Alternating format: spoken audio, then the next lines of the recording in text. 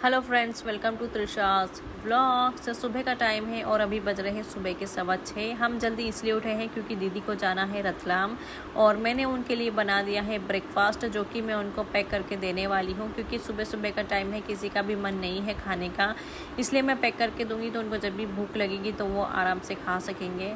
फिर सब जने चले जाते हैं नीचे और मेरे हस्बैंड जा रहे हैं इनको स्टेशन तक ड्रॉप करने के लिए।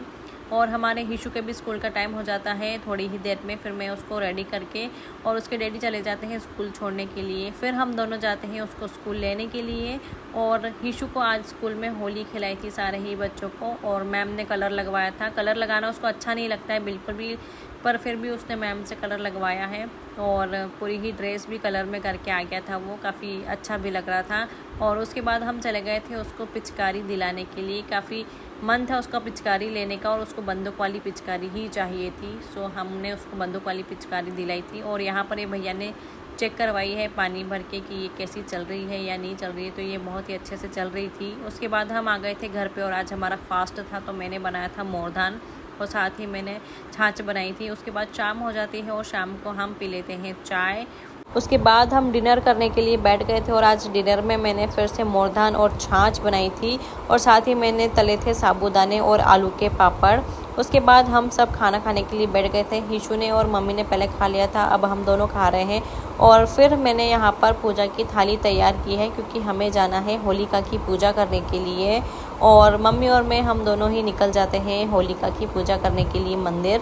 और हिशू के डैडी पहले ही जा चुके हैं और अब हम पहुंच गए हैं मंदिर। और यहाँ पर होलिका की हम दोनों ही पूजा कर रहे हैं। सबसे पहले मम्मी और मैंने पूजा की थी, उसके बाद मेरे हस्बैंड ने पूजा की। और यहाँ पर हिशू को मिल गए थे उसके बड़े बड़े दोस्त, और जिनके साथ वो होली खेल रहा था। सबको पिचकारी से पानी डाल रहा था सबके ऊपर और सारे बच्चे एंजॉय भी कर रहे थे उसके साथ और एक दूसरे को आगे कर रहे थे कि इस पे डालो उस पे डालो। और फिर हमने की भोलेनाथ की पूजा और साथ ही भोलेनाथ को हमने कलर भी लगाया। और यहाँ पर पूजा हो चुकी है, सारी तैयारियाँ कंप्लीट हैं और फिर जल जाती है होली। और उसके साथ ही यहाँ पर हिशू और हिशू के डैडी खड़े हैं और यहाँ पर खड़े होकर ताप कर रहे हैं। ऐसा कहा जाता है कि जब होली जलती रहती है तो उसके थोड़ी दूर पे खड़े रहना चाहिए, ताकि उसकी जो गर्माहट है उससे हमारे सारे ही रोग नष्ट हो जाते हैं और हम हमेशा स्वस्थ बने रहते हैं। होली की पूजा करने के बाद और ताप करने के बाद हम सब ने एक दूसरे को लगाया था कलर, और मैं भी अपने हस्बैंड को यहाँ पर कलर लगा रही हूँ। और उसके बाद मम्मी ने भी मुझे कलर लगाया, कुछ इस कदर कलर लगाया मम्मी ने मेरे को कि मेरे सारे कपड़े ही गंदे कर दिए, जो कि मैं आज नया सूट पहन कर आई थी। एक्चुअली मुझे नहीं पता था कि इतना कलर लगेगा, वरना मैं इसको पहन के नहीं आती। फिर हमने यहाँ पर ठंडाई पी और उसके बाद हम आ गए थे घर। और घर पे आने से पहले ही हमारा हिशू नीचे ही सो गया था क्योंकि उसको बहुत ज़्यादा तेज़ नींद आ रही थी। उसको जाने से पहले ही नींद आ रही थी, लेकिन हमने उसको जगा के रखा था क्योंकि हमें उसको होलिका दहन दिखाना था, इसलिए। फिर हम उसको फटाफट से ले गए थे मंदिर और वहाँ पर इतने सारे बच्चे उसको मिल गए खेलने के लिए कि उसकी नींद ही उड़ गई थी।